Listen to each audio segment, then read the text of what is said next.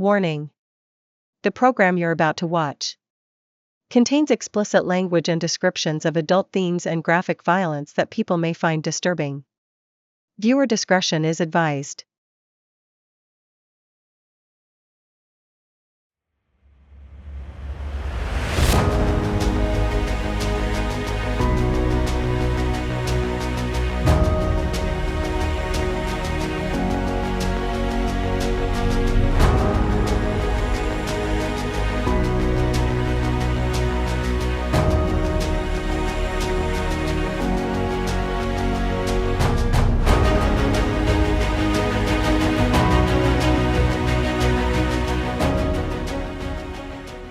Two days passed.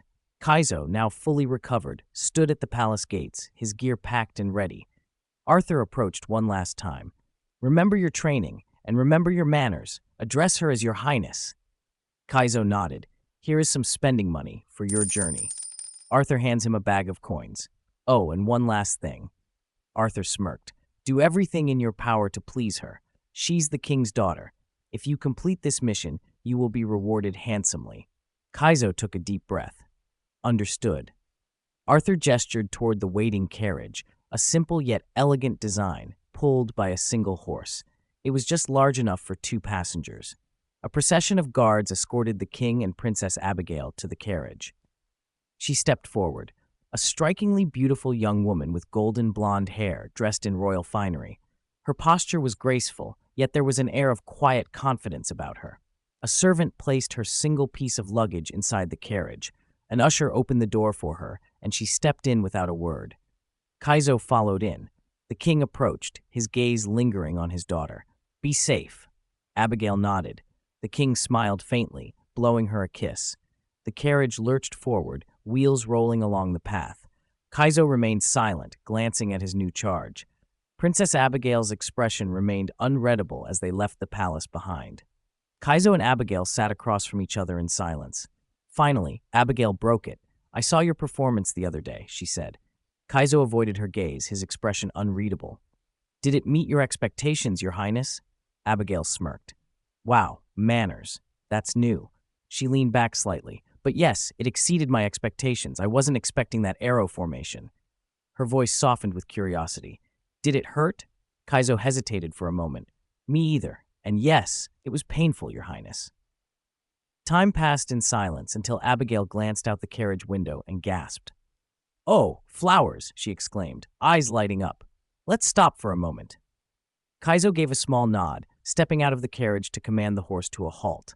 Abigail barely waited before hurrying into the meadow, picking flowers and inhaling their scent. Suddenly, the horse reared up, neighing in distress. Kaizo's instincts sharpened. Danger was near. He scanned the tall grass, noticing movement creeping toward Abigail. His body tensed. "Princess!" Before he could finish, a mountain lion burst from the grass, its eyes locked onto her. Kaizo moved without thinking, lunging forward and landing a powerful kick to the beast's side. The lion stumbled, but recovered quickly, baring its teeth. Abigail let out a startled squeal, frozen in place. Kaizo positioned himself in front of her, arms outstretched as a shield. "Back up," he ordered. The lion crouched, preparing to pounce. Kaizo drew his sword in one swift motion. As it charged, he thrust forward, his blade met its mark. The lion collapsed with a final breath. Kaizo delivered one last strike to ensure it was dead. Abigail stood frozen, eyes wide at the scene before her. Kaizo cleaned his blade and returned it to its sheath before turning to her. "Your Highness, shall we continue?" Kaizo asked casually. "Yes," she stammered. They climbed back into the carriage, the journey resuming in silence. Abigail, still shaken, finally spoke. "When you killed it, did you feel anything?" Kaizo didn't hesitate. "No, your highness. I have killed many before. We are trained to set emotions aside when eliminating a threat. Hesitation could mean death." "But it wasn't an enemy," Abigail argued. "It was just an animal. It was probably hungry." "Even so, it threatened you," Kaizo replied firmly. "My duty is to protect you. Man or beast, I must neutralize any danger. Please, allow me to fulfill my duties." Abigail lowered her gaze. "I see. Thank you for saving me." "No need, princess. It's my honor." She glanced at him, as if seeing him differently for the first time. Then she smiled faintly. "I never properly introduced myself, did I?" I'm Abigail Lowlands, Princess of the Lowland Kingdom. She extended her hand. Kaizo looked at it, then met her eyes briefly before nodding and averting his gaze. I'm Kaizo, your bodyguard. Abigail frowned at his reaction, lowering her hand. No last name? I'm not important enough to have one. That's not true. She tilted her head. You had one before, right? Kaizo tilting his head upward, thinking, it's been so long, I don't remember it. Abigail sighed. Maybe it'll come back to you. Hours later, the carriage approached a bustling town. Abigail brightened. There's a town up ahead. Let's stop and freshen up. Kaizo nodded. As you wish, Your Highness. She gave him a pointed look. All right, Your Highness is getting ridiculous. Just call me Abigail, okay? Kaizo considered her request. Yes, Abigail. She smiled, appreciative of the effort. When they arrived, Kaizo took the reins, guiding the carriage through the lively streets. The energy of the town was infectious. Abigail eagerly took in the sights. They stopped at an inn, where Kaizo handed the horse off to a valet before retrieving their luggage. Inside, they were greeted by the innkeeper. Good day. How can I help you? Kaizo stepped forward. One room, please. Abigail's eyes widened as she pulled him aside. One room? She hissed. Is there a problem? Kaizo asked. I'm not comfortable sharing a room with you. Kaizo remained unfazed. I don't intend to sleep inside, but this is the best way to ensure your safety. The innkeeper raised an eyebrow at their hushed conversation. Kaizo turned back. One room. The innkeeper smirked. One room for the couple. He flipped through his book. We have two available. First floor or second? Second, Kaizo said. The innkeeper retrieved a key from the wall. Room 205. Kaizo nodded. Much appreciated. That'll be 20 coins. Kaizo pulled out a pouch and handed over the payment. The innkeeper pocketed the coins and added, if you're looking for food or drinks, there's a place called Jingle a few blocks from here. Noted, Kaizo said, taking the key and leading Abigail upstairs. They stopped at the door marked 205. Kaizo unlocked it, stepping aside for Abigail to enter first. She surveyed the room before sighing. It'll have to do. Kaizo set down her luggage and began inspecting the room, checking the windows and corners. Keep the window locked, he instructed. Abigail rolled her eyes. Understood. She turned to the bed, then hesitated. If I'm sleeping on the bed, where are you sleeping? Outside your door, Kaizo answered. Abigail blinked. Seriously? Kaizo nodded. I'll hold on to the key in case I need to enter. He hesitated before adding, You're Abigail, correcting himself. She gave a small nod. Okay, thank you. Kaizo exited, standing guard outside. After a while, the door creaked open. Abigail stepped out, looking refreshed. All right, I'm ready, she said. I'm starving. Let's get some food and explore. As you wish. Kaizo said faintly. Abigail eyed his sword. You should leave that here. We don't want to draw attention. Kaizo hesitated. He flipped the sword in its sheath, then placed his weapon inside, locking the door behind him. They stepped into the lively streets, Abigail visibly delighted by the bustling market. Kaizo, ever watchful, stayed close behind. Music filled the air, drawing Abigail's attention. Oh, let's go see. She hurried forward, excitement in her step. Kaizo followed, arms crossed. She turned to him with a grin. Do you dance? Kaizo glanced away. No, Abigail chuckled. Well, maybe it's time you learned. Kaizo stands there uninterested. Oh, come on, give it a try, Abigail teased, grabbing Kaizo's wrist. His instincts reacted before his mind did. He caught her arm in a firm grip, his reflexes honed by years of training. They both froze. The moment stretched between them, tension humming in the air. Kaizo was the first to move. Realizing his mistake, he let go. I'm sorry, he said, his voice low. Abigail slowly pulled her arm back. No, I should be the one apologizing. I shouldn't have pushed you. She turned away, holding her wrist while stepping into the sea of dancers. The music pulsed through the room, and Abigail let it carry her, blending effortlessly with the moving bodies. Kaizo remained at the edge, watching, not just her, but everything. As she spun, she caught his gaze and smiled, a silent invitation. He didn't smile back, but he didn't look away either. The song ended to a round of applause. Abigail made her way back to him, slightly breathless, her cheeks flushed from exertion. Well, that was fun, she said, brushing a stray lock of hair behind her ear. I'm starving now. Let's go to that bar. Jingles, was it? Kaizo nodded. I believe so. She led the way, weaving through the crowd with ease. Kaizo followed close, his eyes constantly scanning the room. The bar was warm and dimly lit, the air buzzing with low conversation and the occasional clink of glasses. Abigail slid into a chair, stretching her legs beneath the table. Kaizo remained standing beside her, arms crossed. "Take a seat, Kaizo," she said, gesturing to the chair across from her. "I'd rather stand," he said. Abigail smirked. "You look ridiculous hovering like that." Before he could respond, a waitress arrived, setting 2 glasses of water on the table. "Hey there, what can I get for you?" Abigail rattled off her order, then the waitress turned to Kaizo. "And for you?" "I'm not hungry," he said flatly. Abigail scoffed. "Yes, he is. We haven't eaten all day. He's just being stubborn. Give him a sandwich." The waitress chuckled. "Got it." She walked off, leaving Kaizo to sigh in frustration. Abigail leaned forward, lowering her voice. "Sit down, please. I told you not to draw attention." He glanced around. Sure enough, a few patrons had taken notice of him standing stiffly at the table. With a reluctant exhale, he pulled out the chair and sat down. Abigail grinned. "Much better." She took a sip of her water, then leaned slightly toward him. "You know, I get that you're supposed to guard me," she whispered, "but that doesn't mean you can't enjoy yourself a little." Kaizo's expression remained unreadable.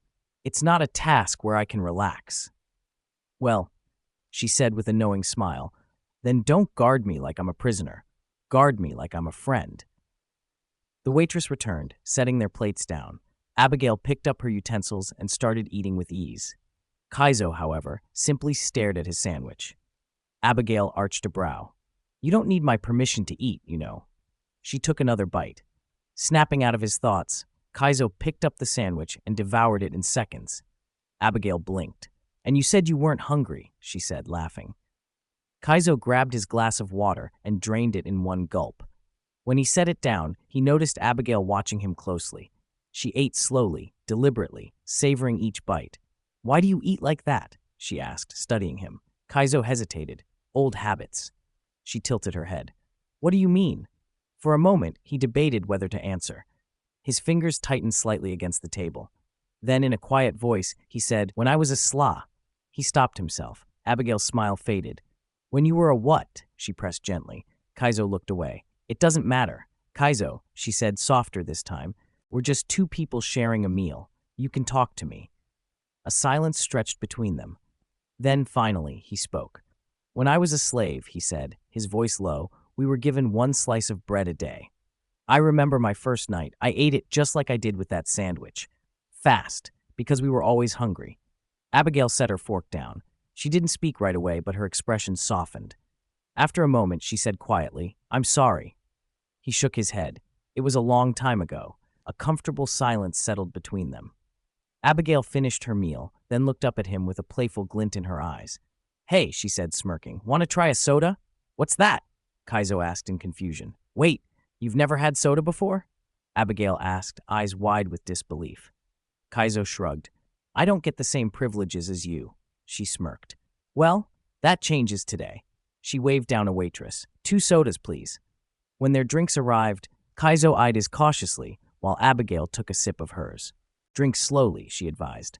"The bubbles might sting your throat if you go too fast." Kaizo took a sip and immediately coughed, spraying it to the side. Abigail burst into laughter. "Try again," she encouraged, still grinning. Kaizo hesitated, then took another sip, letting the carbonation settle before swallowing. "It's sweet. Pretty good." "Told you?" Abigail said proudly as they continued drinking. Just then, a tipsy man swaggered toward their table, his gaze locked on Abigail. "Hey there, pretty lady," he slurred. "What are you doing with this yellow kid?" Abigail's expression darkened. "Excuse me?" The man smirked. "You should be with your own kind. What do you say, me and you?" Abigail rolled her eyes. "No thanks, we were just about to leave." The man scoffed. "At least give me a kiss goodbye." Kaizo stood up. Almost immediately, a few other men, probably his friends, rose from their seats.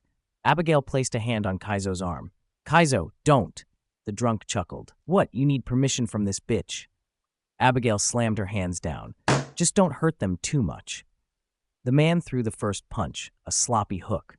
Kaizo caught it effortlessly and countered with a sharp strike to his ribs. The average man was in no comparison to Kaizo's honed skills. The man staggered back, gasping, before Kaizo followed up with a series of rapid blows, knocking him to the ground. One of his friends lunged, but Kaizo was faster. A quick jab to the gut, a sweeping kick, down he went. Kaizo, behind you, Abigail called. Kaizo spun just in time, ducking under a wild swing before delivering a precise kick to the attacker's chest, sending him sprawling. Silence fell over the bar. All eyes were on them. Another attacker lunges at Kaizo, fists flying. Kaizo sidesteps, blocking and dodging each strike with precision. He counters with a sharp blow to the ribs, then another to the jaw. The attacker grits his teeth, catching Kaizo's next punch and yanking him forward in an attempt to grapple. Kaizo twists his body, breaking free with a fluid motion. Seizing control, he pulls the attacker in, then suddenly lifts him off the ground. As the man hurtles toward him, Kaizo shifts his stance, his foot rising, aimed straight for the attacker's neck. Kaizo, no! Abigail screams, fear tightening her voice. At the last second, Kaizo drops his foot, instead slamming the man onto the ground with sheer force. A swift kick to the face follows, leaving the attacker groaning in pain. The other recovered. He stumbles to his feet, shaking off the daze, and charges again. His fists swing wildly, but Kaizo remains untouchable, blocking, dodging, countering with precision. Each strike Kaizo lands pushes his opponent back, chipping away at his endurance. Desperate, the first attacker grabs a chair and swings. Kaizo ducks, weaving out of harm's way. The man hoists the chair above his head, ready to bring it down, but Kaizo is faster. He surges forward, striking him hard in the stomach. Even as the breath is forced from his lungs, the attacker refuses to give in. With one last effort, he slams the chair downward. Kaizo pivots. The chair lands upright on all four legs. Seeing his chance, Kaizo delivers a sharp kick. The attacker blocks, but the force knocks him back. Kaizo steps in front of the chair, watching as the man throws a desperate punch. Kaizo catches the momentum, guiding his arm away while hooking his foot behind the attacker's ankle. Off balance, the man stumbles, his throat plunging straight toward the chair's backrest. Kaizo, Abigail shouts, terror gripping her. In a flash, Kaizo kicks the chair aside. Instead of a fatal impact, the attacker crashes face first onto the hard floor. He groans, defeated, barely able to move. Abigail rushes to Kaizo's side. Come on, she urges, tugging at his arm. Without another glance at the fallen man, they make their way to the exit. Before leaving, Abigail tosses more than enough money on the table to cover their meal. As they step into the darkening streets, she glances at Kaizo, admiration in her eyes. You were amazing, she says softly. Thank you for sparing them. Kaizo doesn't answer. He simply keeps walking, his expression unreadable. If it weren't for you, I would have ended their lives, Kaizo admitted, his voice low, almost hesitant. Abigail studied him for a moment before offering a small smile.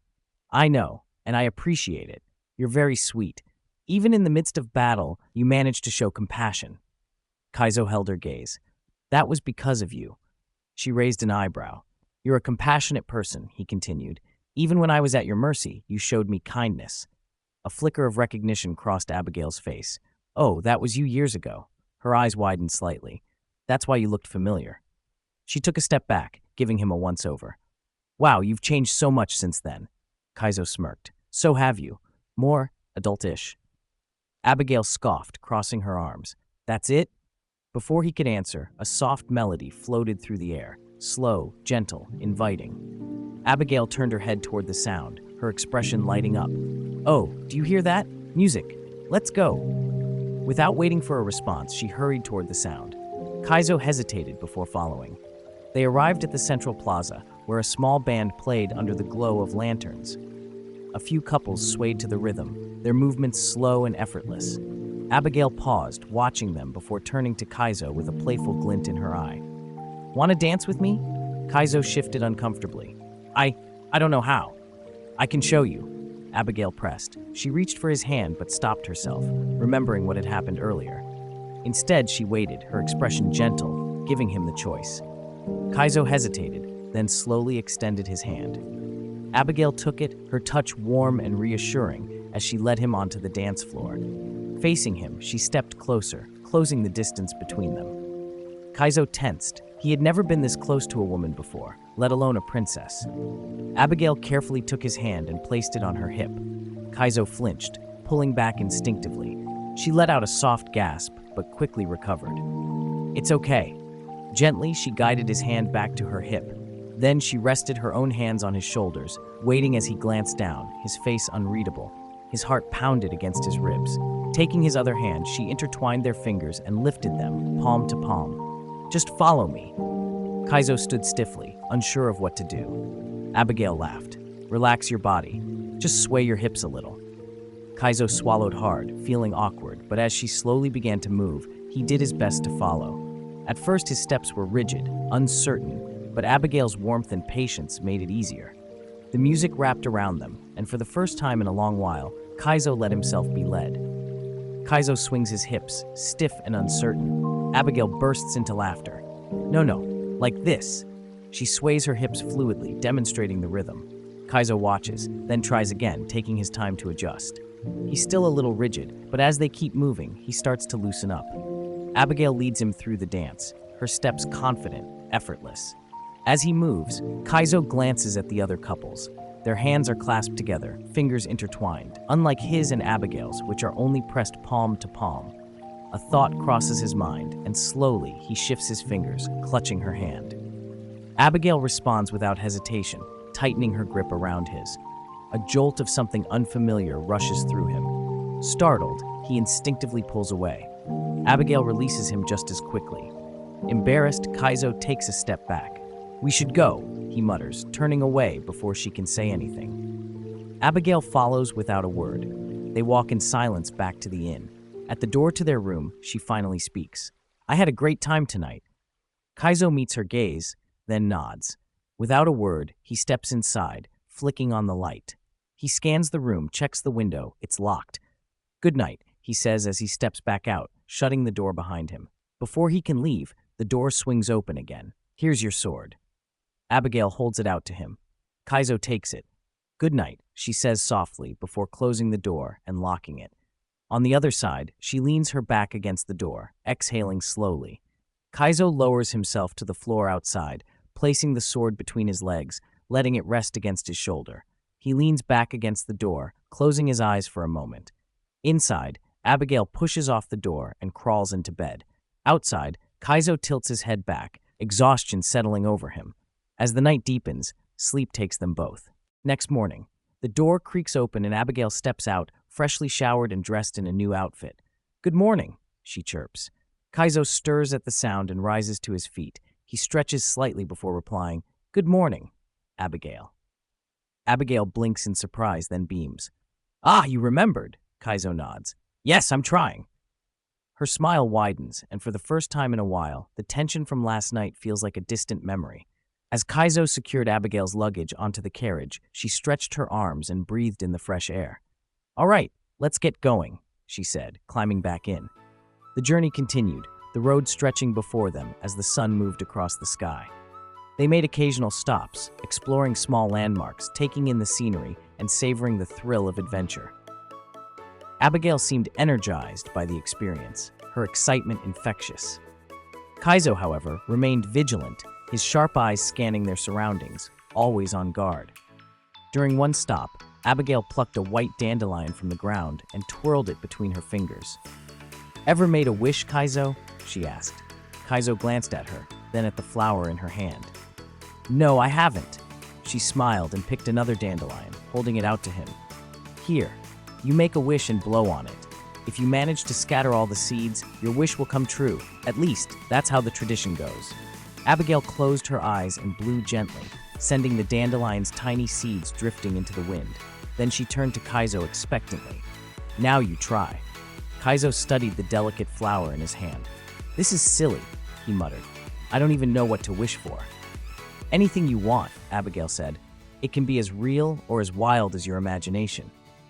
After a moment's hesitation, Kaizo exhaled sharply, sending the dandelion seeds scattering into the breeze. "What did you wish for?" Abigail asked, testing him. "For a safe journey," Kaizo replied. She gasped. "Oh, you're not supposed to say it out loud. It won't come true now." Kaizo frowned. "That's ridiculous." Abigail simply laughed, shaking her head as they continued down the road. By evening, the outline of a town appeared in the distance. "Let's rest here for the night," Abigail suggested. Kaizo nodded. "Fine by me." Upon arrival, the streets were already growing quiet. Kaizo guided the horse and carriage to the stable, while Abigail made her way to the inn. Inside, the warm glow of lanterns flickered against wooden walls. The innkeeper glanced up as they approached. "How many rooms?" he asked. "One," Abigail answered. The clerk handed over a key without a second glance. They followed the familiar routine, Kaizo ensuring the area was secure before settling outside the room while Abigail retired for the night. Meanwhile, in the previous town, the saloon door swung open with a sharp creak, and a man with a commanding presence stepped inside. His dark eyes scanned the room as he strode toward the bar, unfurling 2 posters onto the wooden counter. "Seen these 2?" he asked. The bartender barely spared him a glance before nodding toward a disheveled man nursing a drink in the corner. "Ask him." The serious man approached the slumped figure, Kaizo's opponent from the previous night. He lifted the posters so the man could see them.